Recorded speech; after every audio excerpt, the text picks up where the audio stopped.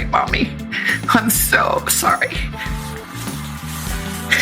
I'm sorry to my sister and my brother and my kids and my nephew and Tommy and my brother-in-law.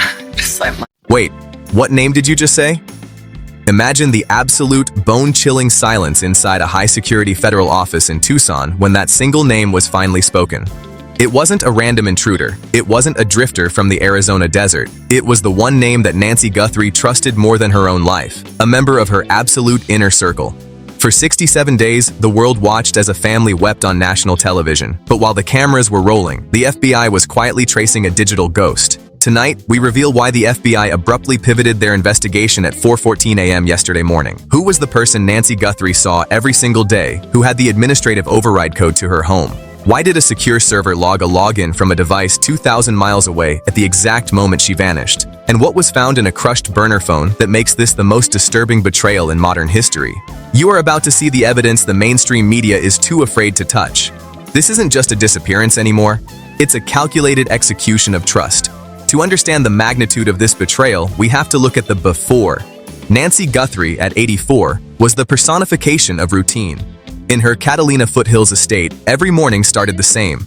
Earl Grey tea at 6:30 a.m., a Bible study on the porch, and a 9 a.m. call to her daughter, Savannah. Neighbors described her as the heartbeat of the street.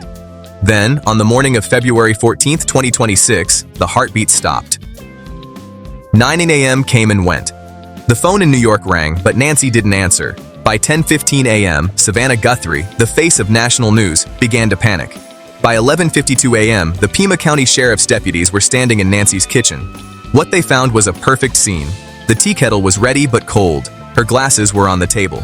The doors were locked from the inside.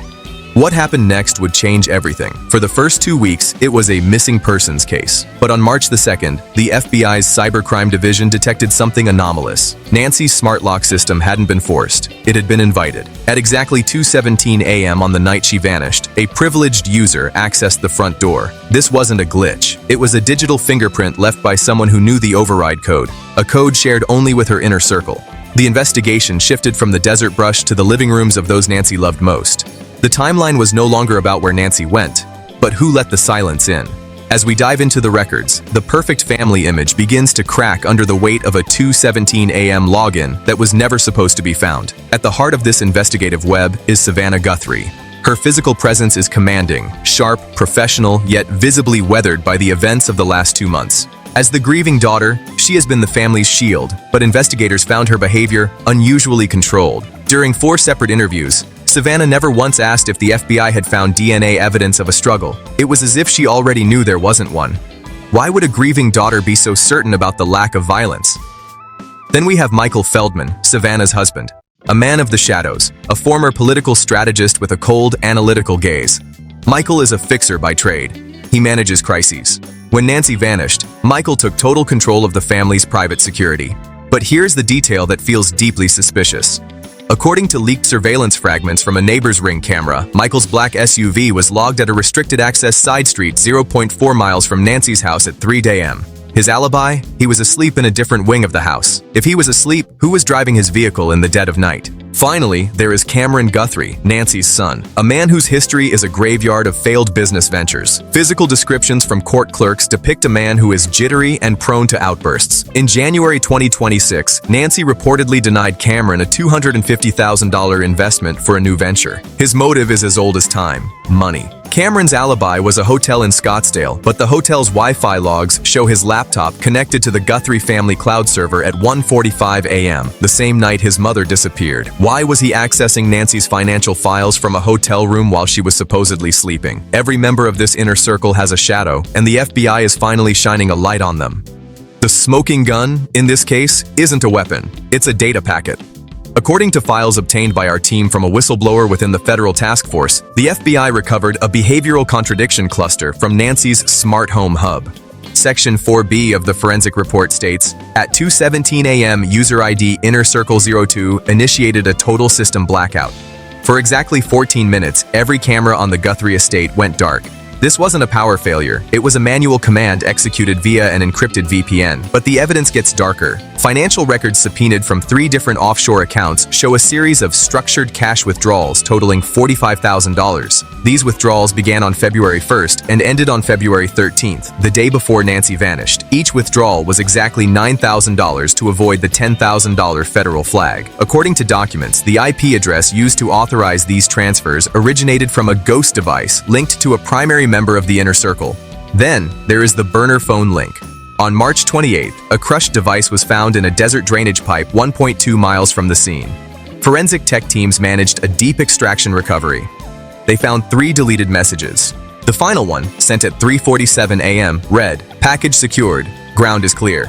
The FBI cross-referenced the geolocation of that burner phone with cellular tower pings. At 3:47 a.m., that burner phone was in the same 50-meter radius as Michael Feldman's primary cell phone. The official story says the family was united in grief, but the documents tell a story of a coordinated, military-style extraction. How do you explain a package-secured message being sent from your location while your mother-in-law is disappearing into the night? This evidence doesn't just contradict the official story, it obliterates it. To understand a crime this precise, you have to profile the mind behind it. Suspect Profile A. The fixer. This individual doesn't panic. They view a human being as a variable that needs to be managed. They have high-level connections and understand how to hide a physical body using digital distractions. When you see structured behavior patterns across digital, financial, and physical timelines, you don't dismiss it. You investigate it until it breaks or confirms. This wasn't a kidnapping by a stranger, this was a deployment. Someone didn't just take Nancy, they erased her using professional tradecraft. Robert Vance, retired FBI Special Agent, Investigative Tactics Division. Suspect Profile B, the desperate heir. This is the individual who provides the motive but lacks the skill. They are motivated by the revision. In late January, Nancy Guthrie had contacted her attorney to revise her will, a move that would have cut off a significant portion of the family's inheritance. The silence in the Guthrie household isn't the silence of grief, it's the silence of awareness. In high-profile cases involving family members, the mask of grief often slips when the digital evidence is presented. They aren't crying for the victim. They are crying because they realize the 2:17 a.m. log exists. They underestimated the forensic depth of the FBI. Dr. Helena Thorne, Senior Forensic Psychologist, Behavioral Analysis Unit. The expert consensus is chilling. This was a convergence crime. Multiple independent threads, digital pings, financial leaks, and geographic anomalies all point to the same narrowing space. The person the FBI took into custody isn't just a suspect, they are the central node. But if they are the mind, who is the muscle? The quotes from these experts suggest that more arrests are imminent. The question is, who will flip first? There are 2 competing theories that explain Nancy Guthrie's disappearance, and both rely on the cold, hard facts of Arizona geography. Theory 1, the riverbed theory. This theory suggests that Nancy was removed through the back of the property, which leads directly into a dry riverbed wash. The distance between the back porch and the restricted side street is exactly 0.4 miles, a 6-minute walk on uneven terrain. If Michael Feldman's SUV was idling on that side street at 3 a.m., it would take exactly 12 minutes to drive to a remote trailhead in the Santa Cruz River area. This trailhead has no cameras and is a known dead zone for cellular signals. But if that's true, why was a burner phone pinged 1.2 miles in the opposite direction at 3:47 a.m.? Theory 2, the Scottsdale collaboration. This theory suggests that Cameron Guthrie didn't act alone. While he was alibied at a hotel in Scottsdale, 110 miles away, a co-conspirator inside Nancy's house was feeding him real-time data. The distance between the Scottsdale hotel and Nancy's home is a 1 hour and 45-minute drive at 1 a.m. If Cameron left his hotel at midnight, he could have been at Nancy's door by 1:45 a.m., the exact time his hotel Wi-Fi log went silent. He could have been back in Scottsdale by 5 a.m. before the first wellness check was called. But if that's true, then who sent the message at 3:47 a.m. from the Tucson Tower? The geography creates a terrifying paradox. You cannot be in 2 places at once unless there are 2 people playing the same role.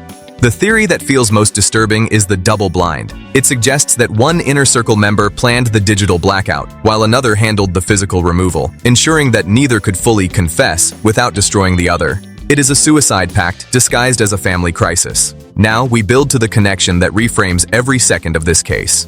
Late last night, a source leaked a single image of Nancy Guthrie's Bible found on her side table.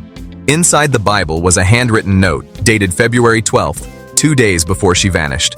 The note read, He asked for the codes again. I told him no.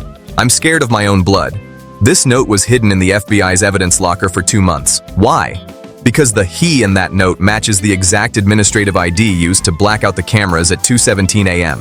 But here is the jaw-dropping revelation. That ID wasn't Michael's. It wasn't Cameron's. It was an ID registered to a private security firm owned by a shell company in Delaware. And who is the beneficial owner of that Delaware company? The member of the inner circle who was just taken into custody. The FBI didn't just arrest a family member. They arrested the person who built Nancy's security system specifically to bypass it. They found that the 2:17 a.m. login was initiated from a tablet that was supposed to be in New York City with Savannah Guthrie. But forensic analysis of the tablet shows it was actually in Tucson using a spoofed IP address. The inner circle didn't just break Nancy's trust, they weaponized it. As the suspect was led out in handcuffs, an agent asked the final haunting question. Did you think we wouldn't check the backups?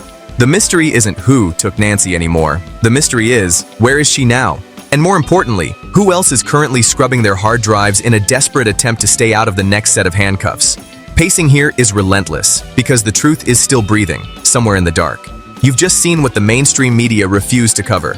While the morning shows give you curated tears and carefully worded statements, we have shown you the digital pings, the will revision, and the 2:17 a.m. override that proves the Nancy Guthrie case was an inside job from the very first second. The arrest of this inner circle member is only the beginning. The FBI is currently searching a secondary property in the Santa Rita Mountains, and if the rumors of a coordinated extraction are true, the next 48 hours will be the most explosive in the history of this investigation.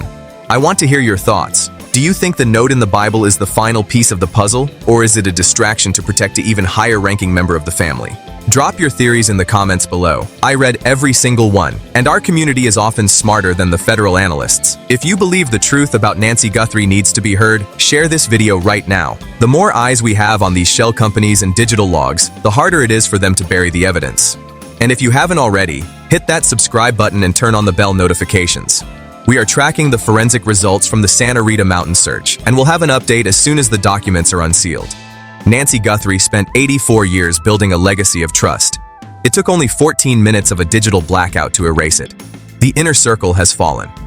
But as we close this report, one final haunting question remains. If the suspect in custody was the architect, who was the one Nancy saw in her blind angle at 2:17 a.m.? Stay tuned. The silence is finally breaking.